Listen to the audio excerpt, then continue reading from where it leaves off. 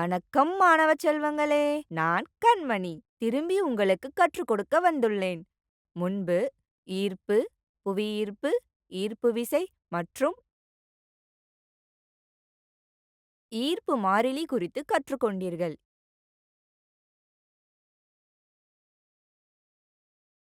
இப்போது தாமதிக்காமல் புவியீர்ப்பு முடக்கம் மற்றும் தடையின்றி தானே விழல் பற்றிய கூடுதல் தகவல்களை காண்போம். அதற்கு முன் கற்றல் நோக்கங்களில் கவனம் செலுத்துவோம்.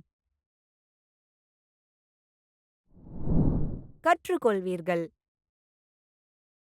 இந்த தலைப்பை படித்த பிறகு நீங்கள் தெரிந்து கொள்ள முடியும். புவியீர்ப்பு காரணமாக முடுக்கம், தடையின்றி தானே விழல், நிறை, எடை. முக்கிய வார்த்தைகள்: புவியீர்ப்பு காரணமாக முடக்கம், தடையின்றி தானே விழல், நிறை, எடை. ஈர்ப்பு விசை, புவியீர்ப்பு.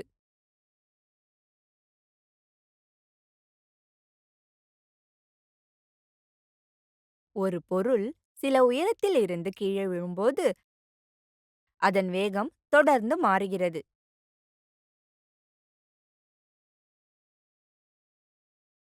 எனவே ஒரு பொருள் சில உயரத்தில் இருந்து கீழே விழும்போது அதில் ஒரு சீரான முடக்கம் உருவாகிறது. இந்த முடக்கம் பூமியின் ஈர்ப்பு விசையால் நிகழ்கிறது.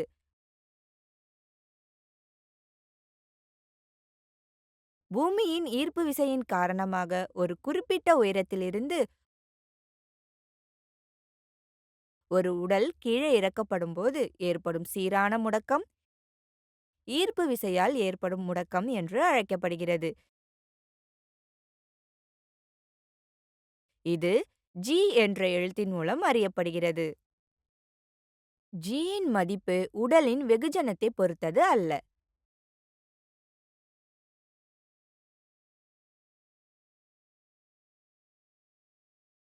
Gயின் மதிப்பு இடத்திலிருந்து இடங்களுக்கு சிறந்து மாறுகிறது.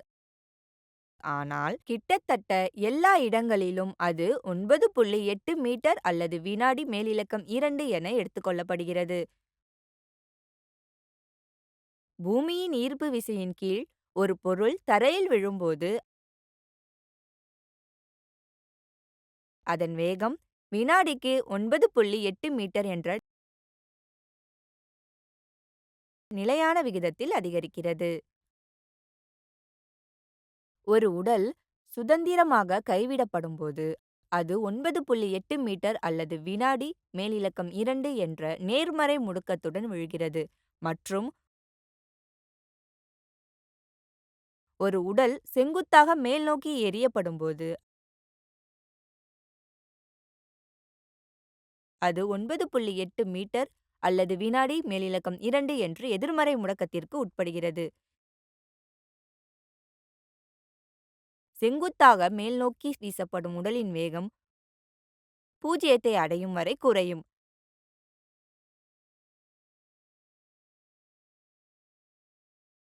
அந்த உயரத்தில் இருந்து கீழே விழுந்த மற்ற உடலைப் போலவே உடல் மீண்டும் பூமியில் விழுகிறது.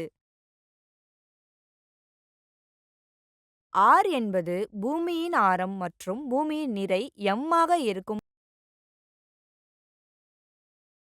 இடத்தில் r தூரத்தில் இருந்து ஆங்கில எழுத்து சிறியது m நிறையுடைய உடலை கீழே இறக்கினால்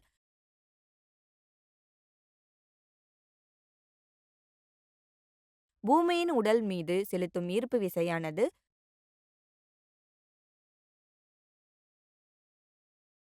உலகளாவிய ஈர்ப்பு விதி வழங்கப்படுகிறது. இந்த சக்தி பூமியால் செலுத்தப்படுகிறது. இது உடலின் முடுக்கம் ஏற்படுகிறது. இதன் காரணமாக உடல் கீழ்நோக்கி நகர்கிறது. இப்போது நியூட்டனின் இரண்டாவது இயக்க விதியை நினைவு கூறுவோம்.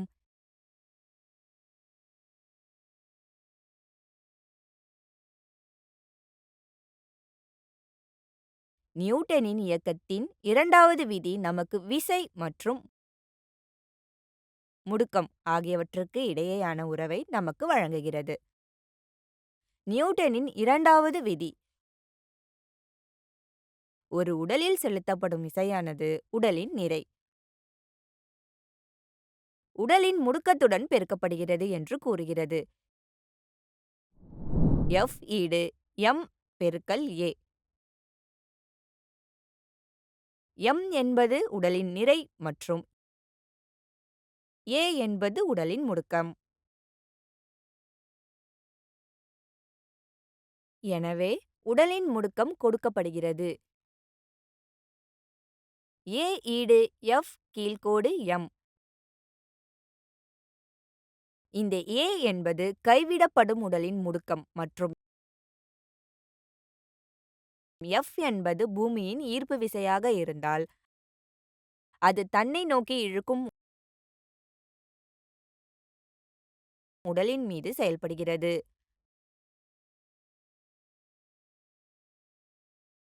பின்னர் Fக்கான ஈர்ப்பு விசை சூத்திரத்தை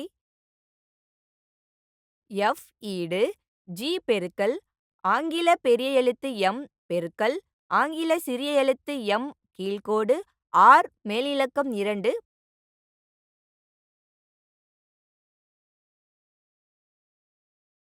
பயன்படுத்தலாம். a ஈடு F கீழ்க்கோடு m பூமியால் உற்பத்தி செய்யப்படும் முடுக்கம் புவியீர்ப்பு விசையின் காரணமாக முடுக்கம்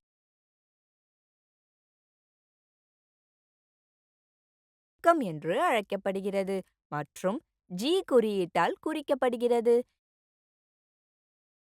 எனவே மேலே உள்ள சமன்பாட்டில் a க்கு பதிலாக g எழுதுவதன் மூலம் சமன்பாட்டை எழுதலாம். g இன் மதிப்பை உலகளாவிய ஈர்ப்பு மாறிலி m என்பது பூமியின் நிறை மற்றும் r என்பது பூமியின் ஆரம் ஆகியவற்றின் மதிப்புகளை பயன்படுத்தி கணக்கிடலாம். g இன் மதிப்பு 6.67 பெருக்கல் 10 மேலிலக்கம் கழித்தல் 11 n கழித்தல் மீட்டர் மேலிலக்கம் 2 அல்லது கிலோ மேலிலக்கம் 2. பூமியின் நிறை மதிப்பு 6 பெருக்கல் 10 மேலிலக்கம் 24 கிலோ. பூமியின் ஆரம் மதிப்பு 6.4 பெருக்கல் 10 மேலிலக்கம் 6 மீட்டர்.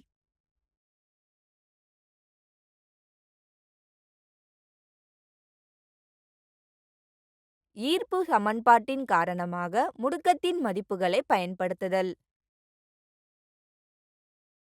g இன் மதிப்பு 9.8 மீட்டர் அல்லது வினாடி மேலிலக்கம் 2 ஆக இருக்கும்.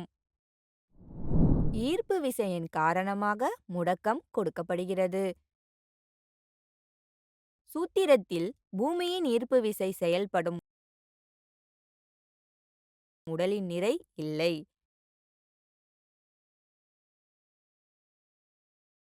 புவியீர்ப்பு விசையினால் ஏற்படும் முடுக்கம் உடலின் வெகுஜனத்தை பொறுத்தது அல்ல. கனமானதாக இருந்தாலும் அல்லது லேசானதாக இருந்தாலும் அனைத்து உடல்களும் பூமியின் மேற்பரப்பை நோக்கி ஒரே முடுக்கத்துடன் விழும். தரையில் இருந்து உயரத்தில் இருந்து ஒரு பொருளை கீழே போட்டால் என்ன நடக்கும்?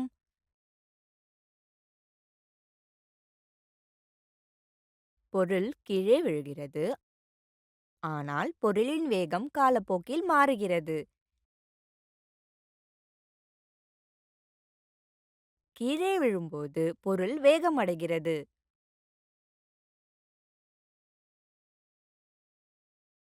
பூமியின் ஈர்ப்பு விசையின் கீழ் ஒரு உடல் அல்லது பொருள் உயரத்திலிருந்து பூமியை நோக்கி விழுவது, அதன் மீது வேறு எந்த சக்தியும் செயல்படாதது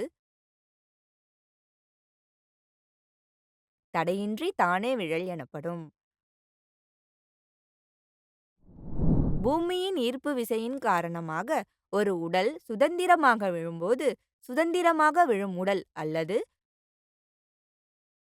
சுதந்திரமாக விழும் பொருள் என்று அழைக்கப்படுகிறது.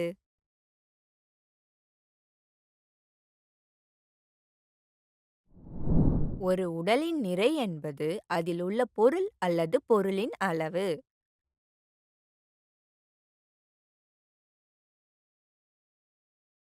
ஒரு உடலின், அதாவது பொருளின் நிறை பொதுவாக எடையிடும் இயந்திரத்தால் அளவிடப்படுகிறது.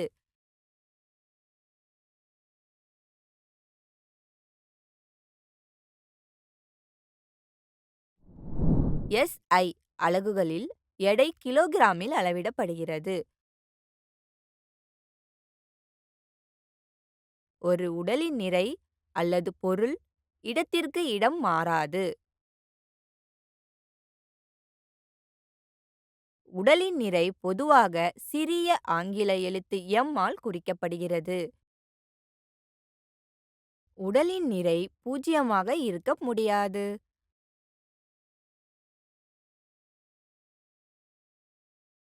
புவியீர்ப்பு விசையுடன் ஒவ்வொரு பொருளையும் அதன் மையத்தை நோக்கி ஈர்க்கிறது. உடலின் எடை என்பது பூமியின் மையத்தை நோக்கி ஈர்க்கப்படும் இந்த ஈர்ப்பு விசையாகும். அந்த ஈர்ப்பு விசையானது உடலின் நிறை மற்றும் பூமியின் ஈர்ப்பு விசையின் காரணமாக சுதந்திரமாக விழும்போது உடலின் முடுக்கம் ஆகியவற்றின் விளைவாக இருக்கும். இந்த சக்தி வழங்கப்பட்டுள்ளது. F ஈடு m/g. இந்த சக்தி உடலின் எடை. எனவே சூத்திரத்தை இவ்வாறு எழுதலாம். W ஈடு m/g. W என்பது உடலின் எடை. உடலின் எடை இடத்திற்கு இடம் மாறுகிறது. விண்வெளியில்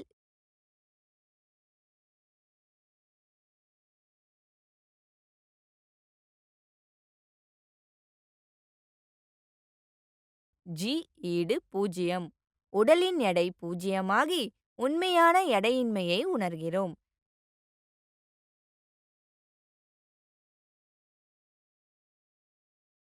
இதனால் உடலின் எடை பூஜ்ஜியமாக இருக்கும்.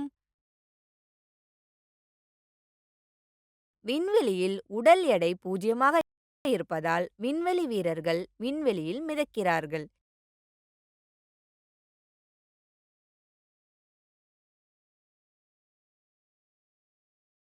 எடை ஒரு சக்தியாக இருப்பதால் அது நியூட்டனில், அதாவது N அளவிடப்படுகிறது.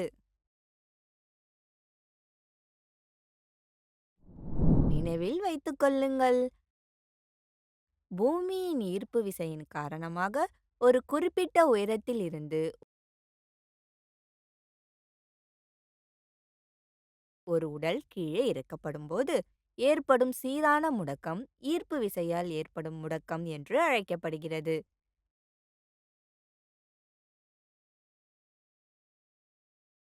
G யின் மதிப்பு இடத்திலிருந்து இடங்களுக்கு சிறிது மாறுகிறது. ஆனால் கிட்டத்தட்ட எல்லா இடங்களிலும் அது 9.8 மீட்டர் அல்லது வினாடி மேலிலக்கம் 2 என எடுத்துக்கொள்ளப்படுகிறது. ஒரு உடல் சுதந்திரமாக கைவிடப்படும்போது அது 9.8 மீட்டர் அல்லது வினாடி மேலிலக்கம் 2 என்ற நேர்மறை முடுக்கத்துடன் விழுகிறது. மற்றும் ஒரு உடல் செங்குத்தாக மேல்நோக்கி எறியப்படும்போது அது 9.8 மீட்டர் அல்லது வினாடி மேலிலக்கம் 2 என்ற எதிர்மறை முடுக்கத்துடன் உட்படுகிறது.